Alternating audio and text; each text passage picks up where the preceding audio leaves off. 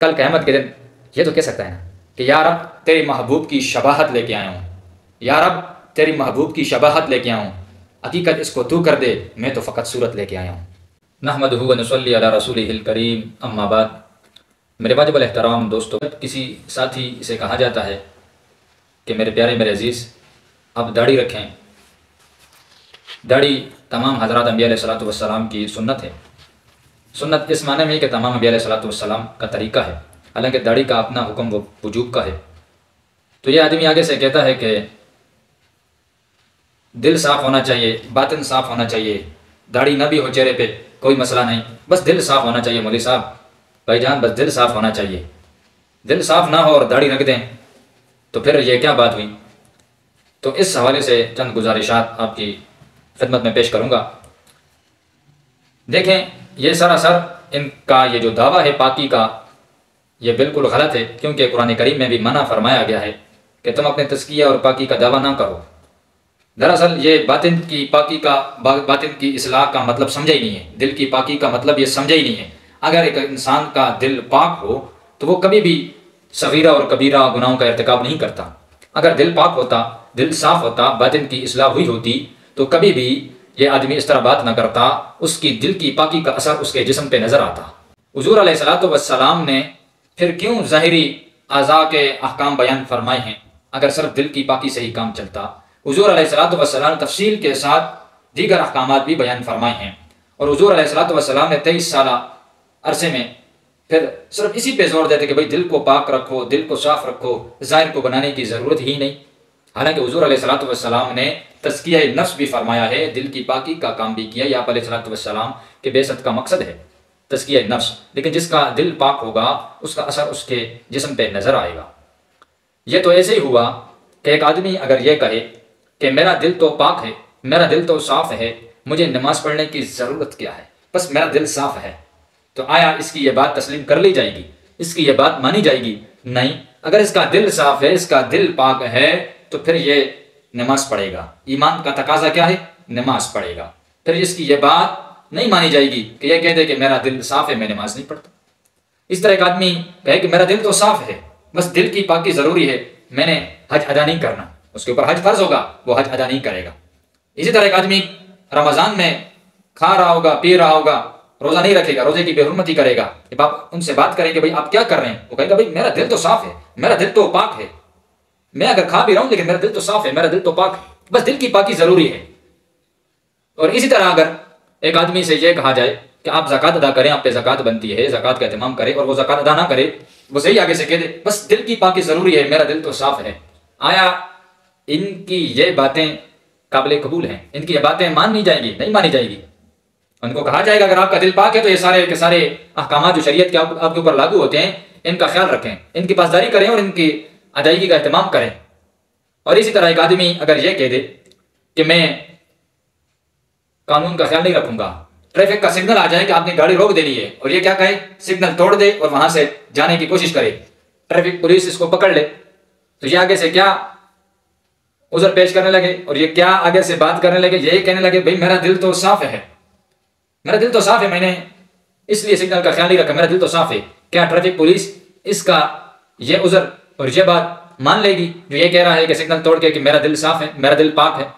نہیں مانے گی۔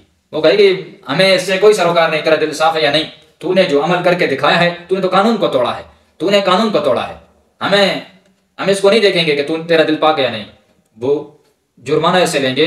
اسی طرح ایک مریض کہے کہ میں بیمار ہوں تو میں نے ڈاکٹر کے پاس جانے کی ضرورت میرے لیے کیا ہے، دوائی لینے کی ضرورت کیا ہے، میرا دل صاف ہے، بس دل کی صفائی اور دل کی پاکی ضروری ہے، اس سے مجھے ڈاکٹر کے پاس جانے کی کوئی ضرورت نہیں ہے، ڈاکٹر کے پاس جانے کی ضرورت بھی نہیں ہے اور ٹیبلٹ کھانے کی ضرورت بھی نہیں ہے، بس دل کی صفائی ضروری ہے۔ اس طرح ایک خامن، ایک شوہر یہ کہے بیوی کے بارے میں کہ مجھے بیوی کو نان نفقہ دینے کی ضرورت کیا ہے، بس میرا دل صاف ہے، میرا دل پاک ہے۔ نہیں، دل تو پاک ہے تو پھر جو آپ کے اوپر ذمہ داری بنتی ہے اس کی ادائیگی کرو، یہ تو شریعت نے آپ کے اوپر یہ چیزیں رکھی ہیں۔ اسی طرح ایک آدمی چوری کرے اور جب وہ پکڑا جائے تو وہ آگے سے یہ عذر پیش کرنے لگے کہ میرا دل تو صاف ہے، میرا دل تو پاک ہے، لہٰذا اس کا یہ عذر مانا جائے گا۔ وہ کہے گا مجھے چھوڑ دو، میرا دل تو صاف ہے، مجھے چھوڑ دو، تو اس کا یہ عذر مانا جائے گا؟ کبھی بھی نہیں مانا جائے گا۔ اس طرح ایک آدمی عدالت میں جائے اور عدالت میں جب مجرم کے حوالے سے بات ہوتی ہے تو جج کیا کرتا ہے؟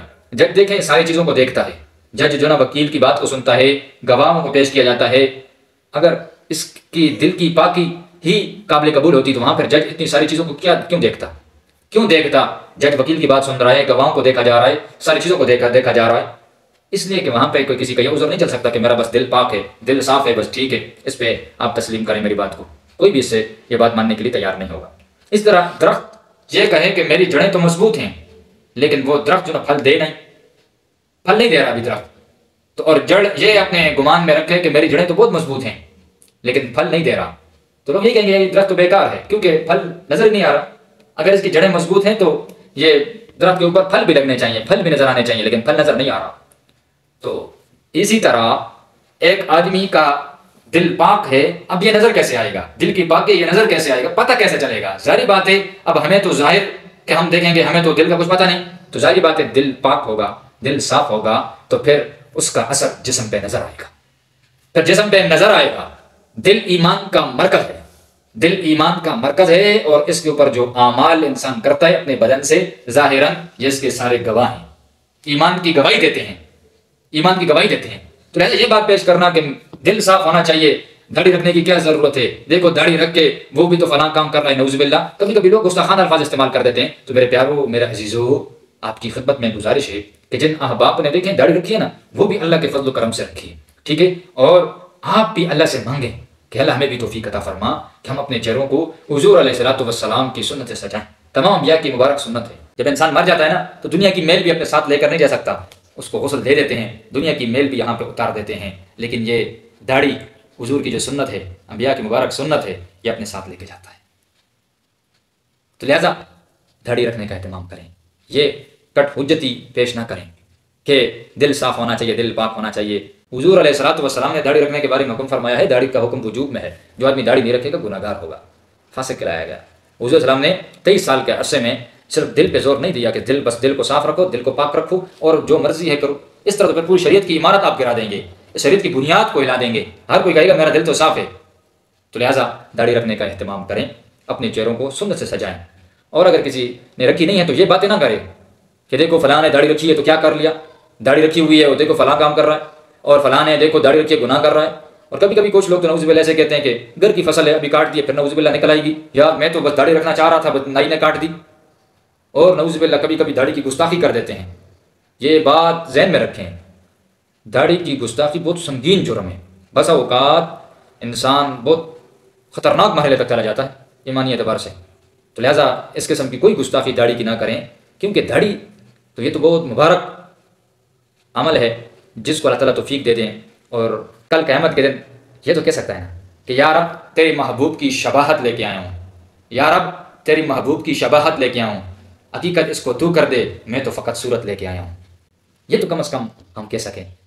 تو میرے پیارو میرے عزیزو، اللہ تعالیٰ سے مانگو کہ اللہ تعالیٰ توفیق دے داڑھی رکھنے کی، اور خود بھی ہمت کریں، کوشش کریں کہ داڑھی کو چہرے پہ سجائیں، اور یہ کٹ حجتی پیش نہ کریں کہ بس دل پاک ہونا چاہیے، ٹھیک ہے۔ اور دیکھیں ایک آدمی، اگر آپ یہ کہتے ہیں کہ بھائی دل پاک ہونا چاہیے اور ظاہر کی داڑھی نہیں رکھنی چاہیے کیونکہ فلاں نے بھی داڑھی رکھی ہے وہ گناہ کرتا ہے، تو آپ سے یہ نہیں پوچھا جائے گا کہ فلاں نے یہ کیوں داڑھی رکھ کے گناہ کیا تھا، آپ سے پوچھا جائے گا کہ چلو فلاں نے تو 2 کام تھے، ایک داڑھی رکھنا اور ایک گناہ سے بچنا، ٹھیک ہے، اس نے داڑھی رکھی اور گناہ سے نہیں بچا، آپ کیا کر رہے ہو؟ ڈبل گناہ کر رہے ہو، داڑھی بھی نہیں رکھ رہے ہو، داڑھی کو بھی کاٹ رہے ہو، اور ساتھ ساتھ گناہ بھی کر رہے ہو، اور ساتھ ساتھ داڑھی رکھنے والے کی توہین بھی کر رہے ہو، تحقیر کر رہے ہو، تذلیل کر رہے ہو، تو کیا ہو جائے گا؟ اپنے آپ کو گناہ گار کرو گے۔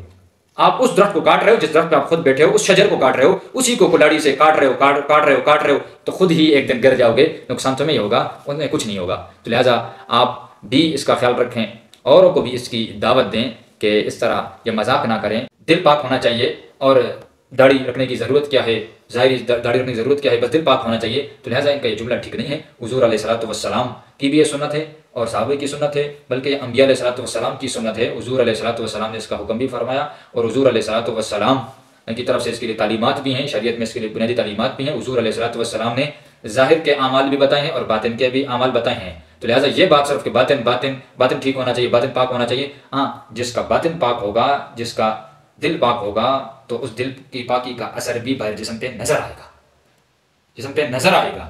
تو اللہ تعالیٰ سے دعا ہے کہ اللہ تعالیٰ ہمیں حضور علیہ الصلوۃ والسلام کی کامل اتباع نصیب فرمائے اور غیروں کے طریقوں سے اللہ تعالیٰ ہم سب کو محفوظ فرمائے، اللہ تعالیٰ ہمیں متبع سنت بنائے۔ وآخر دعوانا ان الحمد للہ رب العالمین۔